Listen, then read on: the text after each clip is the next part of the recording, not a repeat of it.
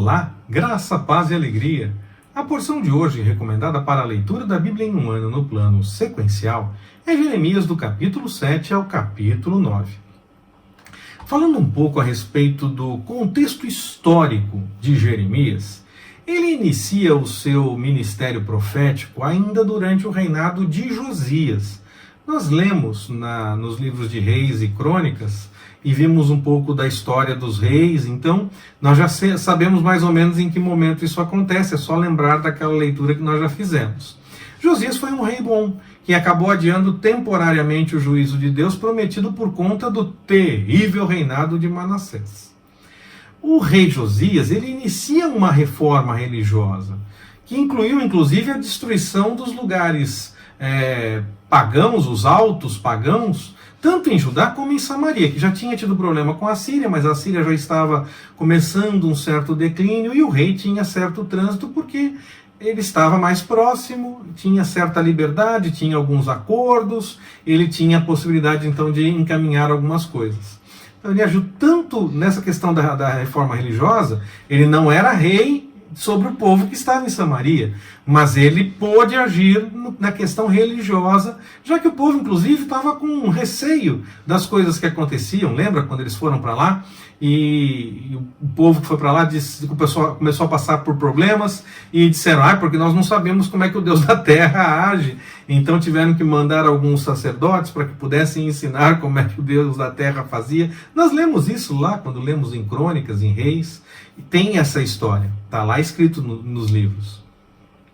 E aí ele teve a possibilidade de mexer com essa questão de atacar os altos pagãos, porque o povo estava realmente precisando de alguma orientação e estava preocupado porque estava tendo problemas na terra. Entretanto, a reforma que o rei Josias fez teve um efeito muito pouco duradouro com relação ao povo. Por volta de 609 a.C., sempre datas aproximadas, Josias foi morto, e ele foi morto em Megido, ao tentar impedir que Faraó Neco fosse contra o que ainda restava da Síria. A partir desse momento, 3 dos seus filhos sucedem na linha do trono, e também um neto o sucede na linha do trono. Depois dele nós tivemos então mais alguns reis, antes da queda definitiva de Jerusalém. Desses que reinaram depois de Josias, 3 dos seus filhos e um neto, Jeremias observou a insensatez dessa linha de sucessão, tanto em ações no que se refere à questão política, porque eles tentavam ir contra a Babilônia, acreditavam nos sacerdotes e profetas que diziam que não ia ter nada de errado e que Deus ia cuidar de tudo, que não precisava se preocupar, porque a Babilônia não ia fazer nada. Então eles começavam a se rebelar contra a Babilônia e tinham problemas. E também a insensatez no que diz respeito à questão religiosa, porque também encaminharam uma mistura religiosa e a questão da idolatria e tudo mais. E Jeremias alertou esses reis com relação aos planos do Senhor, diante da falta de obediência, da falta de busca e de compromisso com a vontade dele. Mas nenhum deles deu a devida atenção e então os planos se confirmaram e o fim da história nós sabemos qual é, o exílio se tornou realidade. Geralmente as pessoas não ouvem o que os profetas falam em nome do Senhor. É verdade, é triste, mas é verdade. As pessoas gostam muito de assuntos e de temas que agradam. E nem sempre o profeta fala aquilo que realmente agrada. É claro, o profeta começa a falar de coisas duras, o pregador começa a falar de dificuldades, começa a falar de coisas erradas, coisas que precisam ser corrigidas, olha para a realidade, aquilo que eu já disse, o Senhor age na realidade. Não adianta ficar inventando uma história, é filho do rei, não vai passar por nada. Era o que o povo falava na época de Jeremias. E Jeremias dizia, não é bem assim, gente, vocês precisam corrigir diante do Senhor. Então aí as pessoas começam a dizer, esse cara aí só fala coisas duras, só fala é o profeta do caos, eu quero trazer esperança e essa coisa toda. Os que queriam trazer esperança foram aqueles que fizeram o povo ir para o exílio. Se o povo tivesse dado ouvidos ao profeta do caos, que seria Jeremias, ao lamentador, ao chorão Jeremias, eles teriam corrigido as coisas diante do Senhor. O que o Senhor teria feito diante disso, nós não sabemos. porque a história se desenrolou da forma como está posta. E o povo, por que eu digo que não sabemos? Nós podemos imaginar, quando Josias começou a reforma, adiou o problema. Talvez se o povo buscasse a vontade do Senhor, mais uma vez adiasse, até que talvez se tornasse inevitável, porque nessas idas e vindas, uma hora o Senhor ia ter que dizer basta. Mas nesse ponto, as pessoas acham então que aquele que fala coisas boas e alegres é legal. Levou o povo para o exílio, aqueles que falavam coisas boas e alegres. E Jeremias chatão, vamos botar ele na cisterna. A gente vai ver isso na história de Jeremias, né? Se o Senhor assim nos permitir, nós chegaremos até lá. Então, o Jeremias é chatão, não dá bola para ele não. No fim, o que se cumpriu foi o que o Jeremias falou. Se o povo tivesse dado ouvidos ao que o Jeremias falou, desfrutaria de coisas boas. Quis a bênção, sem passar pela transformação e a necessidade de mudança, encontrou o caos. Então, na verdade, aqueles que só falam coisas boas, muitas vezes podem te induzir ao erro diante do Senhor. E aquele que está te alertando para colocar as coisas em ordem diante do Senhor, esse está te ajudando a chegar de fato nas bênçãos que o Senhor tem para a sua vida. Cuidado então com isso. As pessoas não dão muita atenção para aquele que realmente fala as coisas de acordo com a vontade do Senhor. É claro que o profeta pode falar coisas agradáveis. Eu não estou dizendo que o profeta sempre vai dizer coisas ruins, que o pregador sempre tem que chamar para a correção e alertar diante do erro. Há momentos em que sim, nós podemos falar de coisas boas, mas não é todas as vezes. E geralmente quando um profeta é levantado é porque o Senhor quer dar um aviso de que alguma coisa está estranha, que alguma coisa precisa ser acertada. Era assim no meio do povo, era assim no tempo dos juízes, seguiu assim até os dias dos profetas. O Senhor levantou o Jeremias para dizer que algo estava estranho e que precisava ser corrigido. Então, o profeta fala da necessidade de mudança, da correção, alerta contra o que as pessoas fazem e que até pensam que nem está errado, que existe coisa pior, mas sabe, diante do Senhor não tem essa de mais errado ou menos errado, mais pecado ou menos pecado. Se existe erro, se existe pecado, é isso e acabou. Não importa que o outro fez coisa pior. Diante do Senhor nós temos que buscar o acerto, buscar a correção. Não tem graduação de penas como existe na questão da sociedade. Existem crimes diferentes socialmente falando, com penas diferentes. E ainda assim, em algumas situações, as pessoas tentam fazer parecer que porque o outro faz coisa pior, o que fez coisa menor não tem nem que ser levado em conta. Existe uma graduação social, mas diante do Senhor não é assim. Erro é erro, pecado é pecado. E se nós fazemos algo de errado, não importa que os outros tenham nos induzido a isso ou tenham começado o erro, nós temos que agir na direção de corrigir esse erro. Não interessa que outro começou, não vamos justificar diante do Senhor, isso será uma mera explicação diante do Senhor, dizer, mas o outro é que começou. Não, se nós estamos buscando a vontade do Senhor, a partir de nós buscamos a mudança, nós buscamos o acerto e a correção. Não tem como ficar dizendo que por causa do erro do passado vamos só continuar. E as coisas que precisam de correção não envolvem só trabalhar na obra do Senhor. Mas envolve qualquer coisa do dia a dia. Aquele que mentia não deve mentir mais. Aquele que roubava não deve roubar mais. É as coisas que acontecem no dia a dia. Se chega até nós uma coisa que está errada, nós não vamos poder dizer, mas está errado desde antes. Não, nós vamos corrigir daqui para frente. Vamos colocar em ordem daqui para frente. Se não se confia mais nas coisas do mundo, em qualquer circunstância, qualquer reação do mundo, qualquer política do mundo, qualquer questão social que possa ser apresentada, vai passar a confiar mais no Senhor, que controla todas as coisas. Ele faz o que Ele quiser. E se Ele quiser, nós teremos aquilo que Ele quiser, mesmo que os outros tentem agir contra o que o Senhor quer. Os planos do Senhor não podem ser frustrados. Não tem ação humana que possa frustrar os planos do Senhor.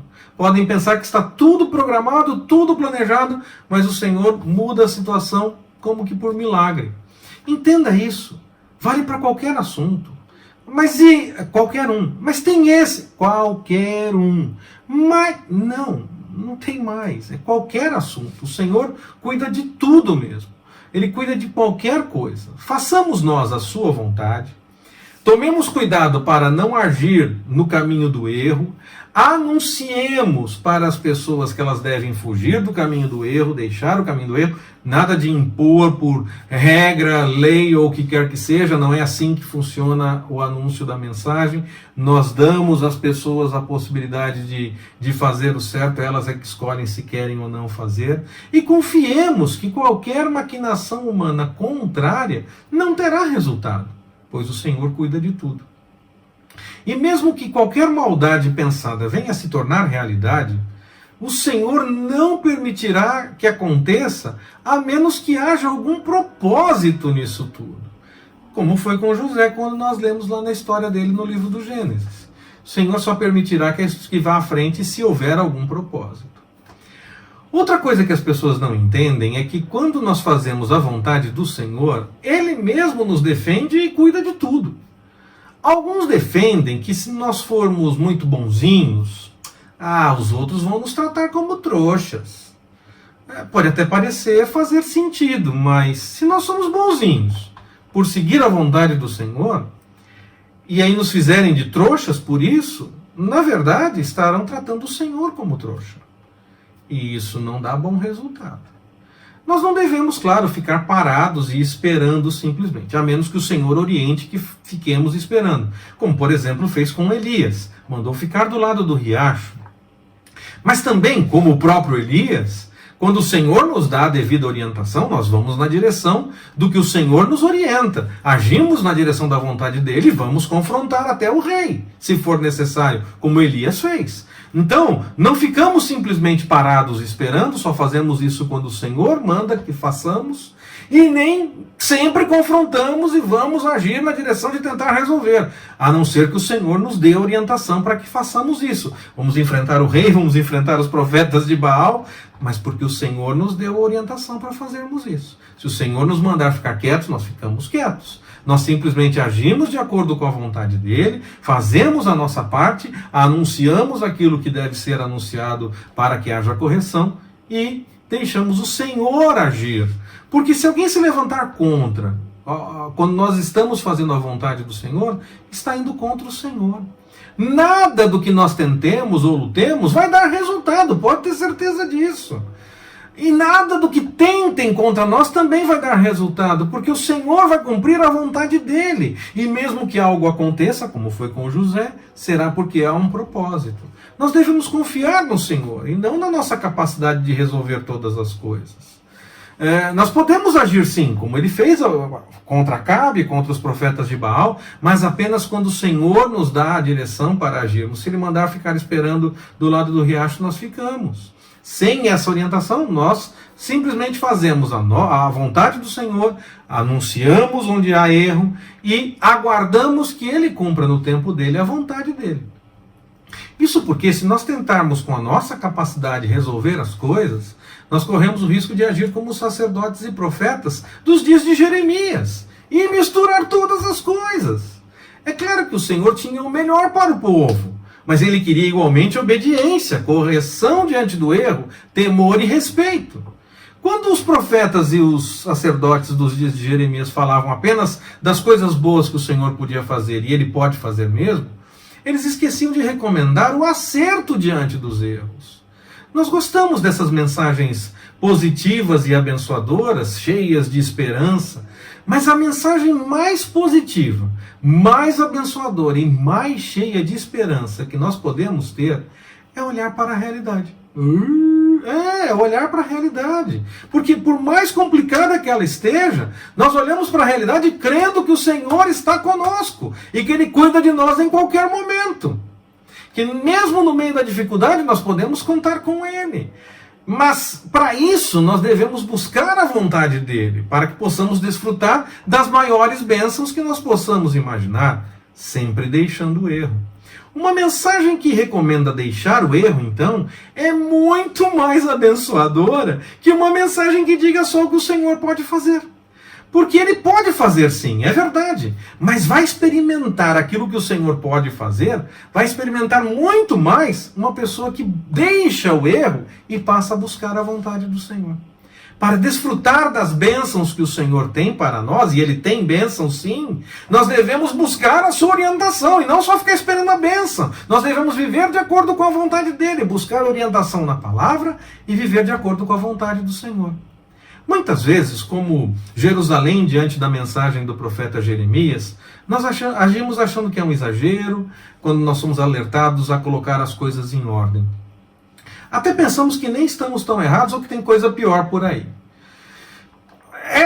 Essa situação de Jerusalém é coração duro, pronto para a punição que se aproximava, como foi com o faraó, lá no tempo do Egito, da saída do povo, como foi com o povo agora que estava perto de se ver diante da situação do exílio.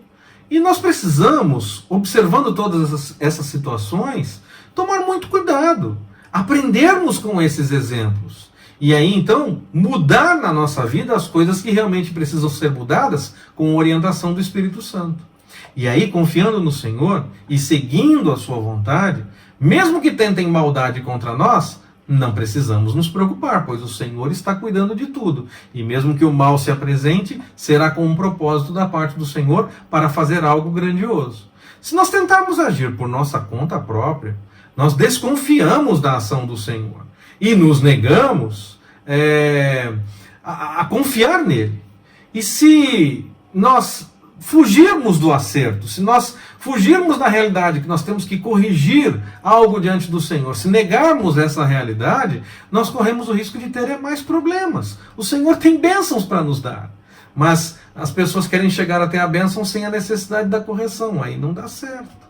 Sem a necessidade do compromisso com o Senhor, não dá certo. Confiemos no Senhor, deixemos o erro e sigamos buscando a sua vontade. Que o Senhor nos abençoe. Forte abraço, até mais, permitindo o Senhor.